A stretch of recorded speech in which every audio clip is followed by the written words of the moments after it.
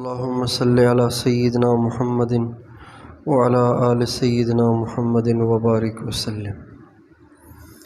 حضرت موسیٰ علیہ السلام اور حضرت خضر علیہ السلام کے واقعے سے ایک سبق یہ ملتا ہے کہ اگر کسی صاحب کمال کو کسی دوسرے صاحب کمال کا علم ہو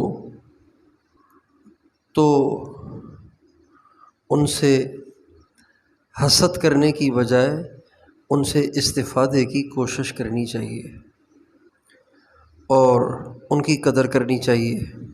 موسیٰ علیہ السلام کا درجہ بہت بڑا ہے، لیکن جب انہیں حضرت خضر علیہ السلام کے بڑا عالم ہونے کا علم ہوا، اللہ نے ان کو بتایا، تو فوراً تیار ہو گئے کہ میں نے تو ان سے استفادہ کرنا ہے۔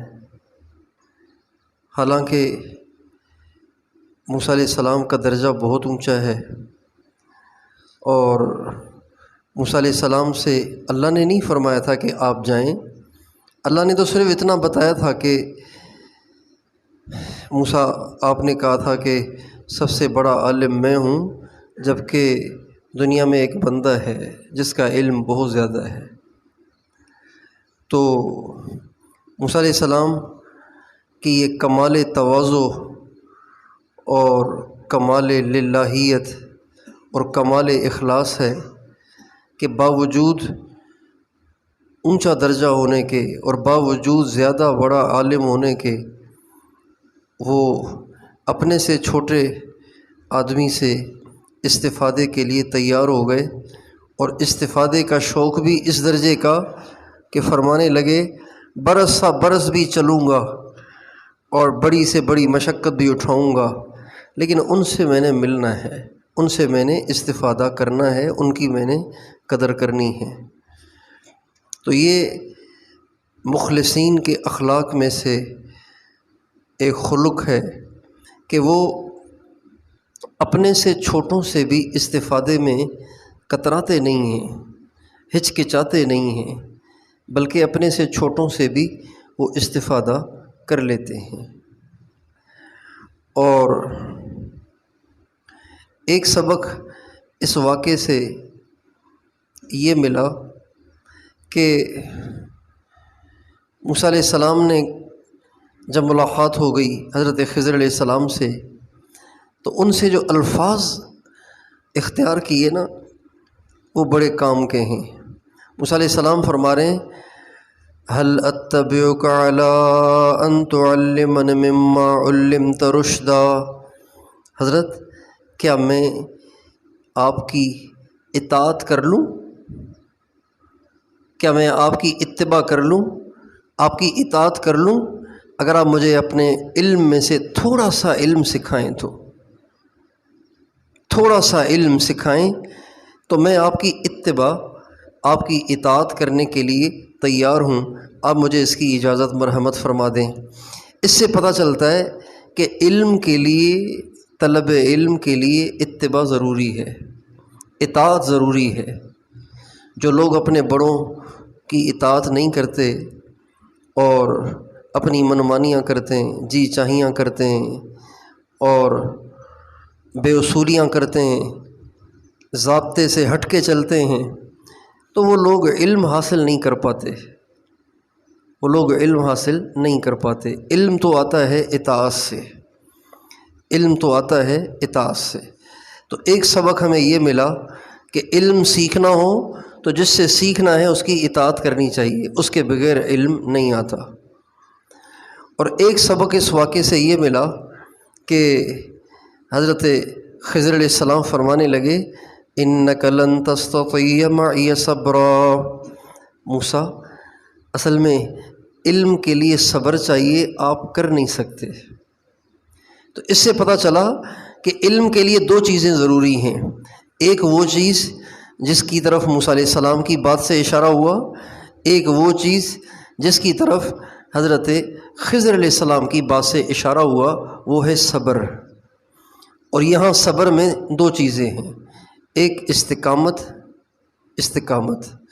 اور ایک ناگواریوں کو جھیلنا، ناگواریوں کو برداشت کرنا۔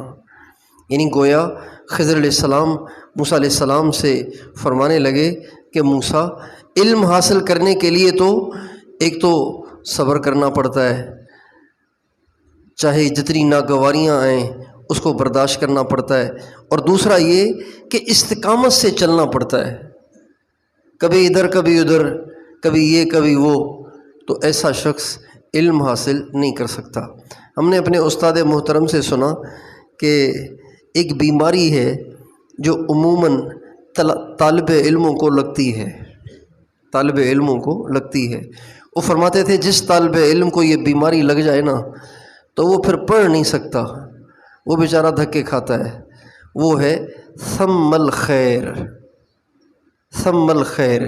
یعنی وہاں زیادہ بہتر ہے، پھر وہاں چلا گیا، پھر 2 دن وہاں گزار کے نہیں وہاں بہتر ہے، پھر وہاں چلا گیا، تو ایسا شخص پڑھ نہیں پاتا۔ تو ان 2 آیتوں سے ہمیں علم حاصل کرنے کے 2 اصول معلوم ہوتے ہیں، ایک بلکہ 3، ایک اطاعت، اپنے بڑوں کی اطاعت، اور دوسرا استقامت، اور تیسرا ناگواریوں پہ صبر کرنا۔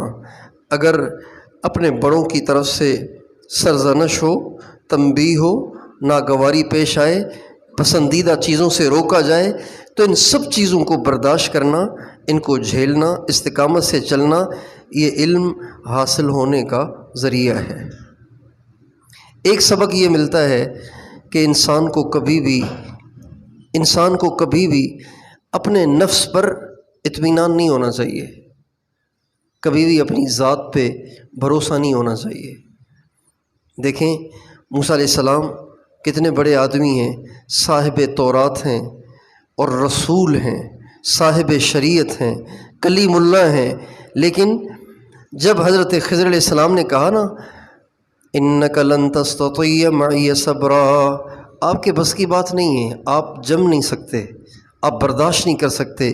موسیٰ علیہ السلام نے یہ نہیں کہا شاید آپ مجھے جانتے نہیں ہیں، صبر کرنا تو میرے بائیں ہاتھ کا کھیل ہے، صبر کیا چیز ہے، میں تو صاحب شریعت ہوں، یہ نہیں فرمایا، بلکہ فرمانے لگے ستجدنی انشاء اللہ صابرا ولا اعصی لک امرا، حضرت اگر اللہ نے چاہا تو میں صبر کر لوں گا۔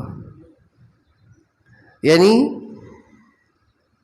چھوٹی سے چھوٹی نیکی کے بارے میں بھی یقین یہ ہونا چاہیے کہ اللہ چاہے گا تو میں کر پاؤں گا، اللہ نہیں چاہے گا تو میں نہیں کر سکتا، اس لیے کہ اللہ کی توفیق کے بغیر تو میں ایک کلمہ بھی زبان سے نہیں پڑھ سکتا۔ یہ انسان جتنا اللہ کے قریب ہوتا ہے نا، اتنی اس کی اپنی ذات اس سے اوجھل ہوتی چلی جاتی ہے، اپنے کمالات اس سے اوجھل ہوتے چلے جاتے ہیں۔ اتنے بڑے نبی ہو کے کہہ رہے ہیں اگر اللہ نے چاہا تو صبر کر لوں گا، اس کا مطلب یہ ہے کہ اللہ نے نہیں چاہا تو مجھ سے صبر نہیں ہوگا۔ تو ایک سبق یہ ملتا ہے کہ ہمیں کبھی بھی اپنی ذات پہ اطمینان نہیں ہونا چاہیے۔ بعض لوگ بڑے اطمینان سے بہت بڑے بڑے دعوے کر جاتے ہیں، اگر کسی ساتھی سے کہو نا کہ جی آپ مجھے تہجد میں اٹھا دیں گے تو کہے گا بے فکر رہیں، آرام سے سو جائیں، اٹھا دوں گا۔ اس کو وہ یہ نہیں کہتا ویسے تو اٹھتا ہوں، اب اللہ چاہے گا تو اٹھ جاؤں گا، اللہ پاک نے توفیق دے دی تو اٹھنا آسان ہے، اللہ نے توفیق نہ دی تو پھر تو مشکل ہے، میں تو اللہ کی توفیق کے بغیر نہیں اٹھ سکتا۔ تو ہمیشہ اپنی نیکی کے بارے میں انسان کو اللہ کی ذات پہ نظر رکھنی چاہیے۔ تو موسیٰ علیہ السلام نے 2 وعدے کر لیے حضرت خضر علیہ السلام سے، ایک صبر کا صابرا ولا اعصی لک امرا، اور دوسرا اطاعت کا، 2 وعدے کر لیے۔ اب جب 2 وعدے کر لیے تو خضر علیہ السلام نے شرط لگا دی، ٹھیک ہے اگر آپ نے میرے ساتھ چلنا ہے تو پھر بولنا نہیں ہے۔ موسیٰ علیہ السلام نے خاموشی اختیار کر لی، لیکن جب کشتی میں چڑھے اور انہوں نے پھٹا توڑ دیا تو بول پڑے۔ تو اس سے اس بات کا سبق ملتا ہے کہ انسان کو کبھی بھی مخلوق کی اطاعت میں خالق کی نافرمانی نہیں کرنی چاہیے۔ مخلوق کی اطاعت میں خالق کی نافرمانی نہیں کرنی چاہیے۔ اس سے پہلے ایک سبق یہ ملا کہ ہمیں کبھی بھی انسان کو احسان فراموش نہیں ہونا چاہیے۔ بھئی انہوں نے مفت میں بٹھا دیا کشتی میں تو ان کا پھٹا تو نہ توڑا جائے نا۔ موسیٰ علیہ السلام کی بات سے یہ سبق ملتا ہے کہ جب آپ کے ساتھ کوئی احسان کرے تو آپ کو چاہیے کہ آپ اس کا احسان مانیں، نہ یہ کہ آپ اس کے ساتھ الٹا برائی کرنا شروع کر دیں، آپ الٹا اس کا نقصان کرنا شروع کر دیں۔ کبھی بھی انسان کو احسان فراموش نہیں ہونا چاہیے۔ حدیث پاک میں آتا ہے من لم یشکر الناس لم یشکر اللہ، جو انسانوں کا شکر گزار نہیں ہوتا وہ اللہ کا بھی شکر گزار نہیں ہو سکتا۔ یہ جو ماں باپ کی فرما برداری کو فرض قرار دیا گیا ہے، فرض قرار دیا گیا ہے، اور شرک کے بعد سب سے بڑا گناہ ماں باپ کی نافرمانی کو قرار دیا گیا ہے۔ کیوں؟ اس لیے کہ ان کا احسان ہے۔ وَقَضَىٰ رَبُّكَ أَلَّا تَعْبُدُوا إِلَّا إِيَّاهُ وَبِالْوَالِدَيْنِ إِحْسَانًا، اللہ تعالیٰ نے اپنی عبادت کے بعد دوسرے نمبر پہ ماں باپ کی خدمت کا تذکرہ کیا ہے۔ اور آپ علیہ السلام نے ایک دفعہ فرمایا کیا میں تمہیں کبیرہ گناہوں میں سے بھی جو سب سے بڑے گناہ ہیں وہ بتاؤں؟ صحابہ نے کہا بتائیے۔ تو آپ نے فرمایا الاشراک باللہ، اللہ کے ساتھ شریک کرنا، پھر فرمایا ماں باپ کا دل دکھانا، ماں باپ کی نافرمانی کرنا۔ اس لیے انسان کو کبھی بھی احسان فراموش نہیں ہونا چاہیے، ہمیشہ اپنے اوپر احسان کرنے والے کا گرویدہ ہونا چاہیے، اس کا احسان مند رہنا چاہیے۔ ہمارے ایک جاننے والے ہیں، انہوں نے بتایا کہ ان کی جو والدہ ہیں انہوں نے ایک بہت بڑے بزرگ گزرے حیدرآباد میں، حضرت ڈاکٹر غلام مصطفیٰ خان صاحب، سلسلہ نقشبندیہ کے بہت بڑے بزرگ تھے۔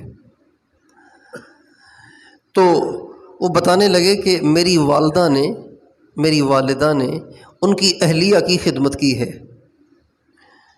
کوئی شاید ڈیلیوری کا معاملہ تھا یا کسی بھی موقع پہ انہوں نے ان کی کچھ خدمت کی۔ تو فرمانے لگے کہ حضرت ڈاکٹر صاحب جب تک حیات رہے ہمیں دیکھتے تھے تو ہم سے اتنی محبت کرتے تھے کہ ہمیں خود شرم آتی تھی، اور وہ فرماتے تھے بھائی انہوں نے ہماری بڑی خدمت کی ہے، بھائی انہوں نے ہماری بڑی خدمت کی ہے۔ تو یہ اللہ والوں کا وصف ہے کہ وہ لوگوں کے تھوڑے سے احسان کو بھی بڑا سمجھتے ہیں۔ اور دوسرا سبق، اگلا سبق اس سے ہمیں یہ ملتا ہے کہ لا تؤاخذنی بما نسیت، اگر ہمارے چھوٹوں سے، ہماری اولاد سے، ہماری بیوی سے، ہمارے شاگرد سے، ہمارے ملازم سے یا کسی سے بھی کوئی غلطی ہو جائے نا تو فوراً اس کی پکڑ نہیں کرنی چاہیے، فوراً اس کی پکڑ نہیں کرنی چاہیے، بلکہ تحقیق کرنی چاہیے کہ انہوں نے جو یہ غلطی اور نافرمانی کی ہے جان کر کی ہے یا بھول کر۔ بھول کر کی ہے تو بھول تو اللہ نے بھی معاف کی ہے۔ ایک آدمی بھولے سے روزے میں پانی پی لے تو اس کا روزہ ٹوٹے گا باقی رہے گا؟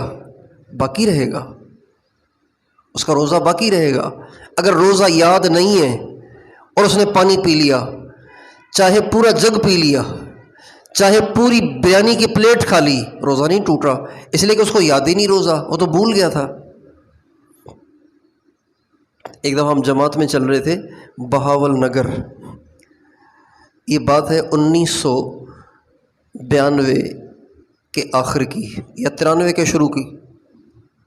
تو ہمارے جو بابا تھے وہ ہمارے ساتھ تھے چلے میں، تو رمضان کا مہینہ تھا، تو ان کی تھی خدمت، بابا کی خدمت تھی، تو انہوں نے سوچا کہ آج میں اپنے ساتھیوں کو کھانے کے ساتھ افطاری میں حلوہ کھلاؤں۔